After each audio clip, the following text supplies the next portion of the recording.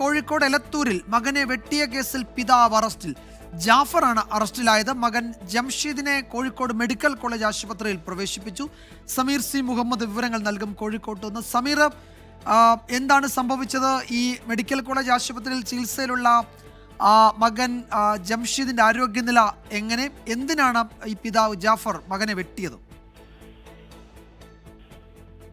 വിജയകുമാർ, ഇന്ന് സന്ധ്യയോട് കൂടിയാണ് ഇത്തരം ഒരു സംഭവം ഉണ്ടായത്. പരാതിക്കാരനായിട്ടുള്ള ഈ ഗുരുതരമായി പരിക്കേറ്റ് ചികിത്സയിൽ കഴിയുന്ന ജാഫറിനെ പിതാവ്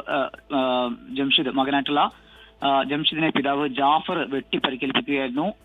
മടക്കാൻ ഉപയോഗിക്കുന്ന, അതായത് മടക്കി കയ്യിൽ കൊണ്ടു നടക്കാൻ കഴിയുന്ന ഒരു സ്റ്റീൽ കത്തി ഉപയോഗിച്ചുകൊണ്ടാണ് ക്രൂരമായിട്ടുള്ള അക്രമം ഉണ്ടായിരിക്കുന്നത്. 2 ഇടങ്ങളിലാണ്, കഴുത്തിനും അതുപോലെ തന്നെ വയറിന്റെ ഇടത് ഭാഗത്തും ചേർന്നാണ് കുത്തിയിരിക്കുന്നത്. ആഴത്തിലുള്ള മുറിവുണ്ട്. ഇതേ തുടർന്നാണ് ഈ യുവാവിനെ കോഴിക്കോട് മെഡിക്കൽ കോളേജിൽ പ്രവേശിപ്പിച്ചിരിക്കുന്നത്. സംഭവശേഷം രക്ഷപ്പെടാനുള്ള ശ്രമത്തിലായിരുന്നു പ്രതി ജാഫർ. ആ വേളയിലാണ് പോലീസ് അവിടേക്ക് എത്തുകയും പിന്നീട് പ്രതിയെ പിടികൂടുകയും ചെയ്തിരിക്കുന്നത്.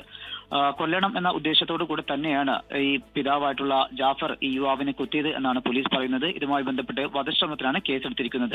ഈ ജാഫറിന്റെ അറസ്റ്റ് അല്പസമയം മുമ്പ് പോലീസ് രേഖപ്പെടുത്തിയിട്ടുണ്ട്. യുവാവിന്റെ ആരോഗ്യസ്ഥ മോശമാണ്. ഗുരുതരമായി പരിക്കേറ്റ യുവാവ് അത്യാഹിത വിഭാഗത്തിൽ ചികിത്സയിൽ കഴിയുകയാണ്. എന്താണ് ഇത്തരത്തിലുള്ള ഒരു സംഭവത്തിന് കാരണം എന്ന് സംബന്ധിച്ച് ഈ ജാഫർ ഇതുമായി ബന്ധപ്പെട്ട് കൂടുതൽ കാര്യങ്ങളൊന്നും പോലീസിന് കൈമാറിയിട്ടില്ല. പ്രതിയുടെ ചോദ്യം ചെയ്യൽ തുടരുകയാണ്. ഏതായാലും ക്രൂരമായ ഒരു അക്രമം തന്നെയാണ് പിതാവിന്റെ ഭാഗത്ത് നിന്ന് മകനെ നേരിട്ടിരിക്കുന്നത്.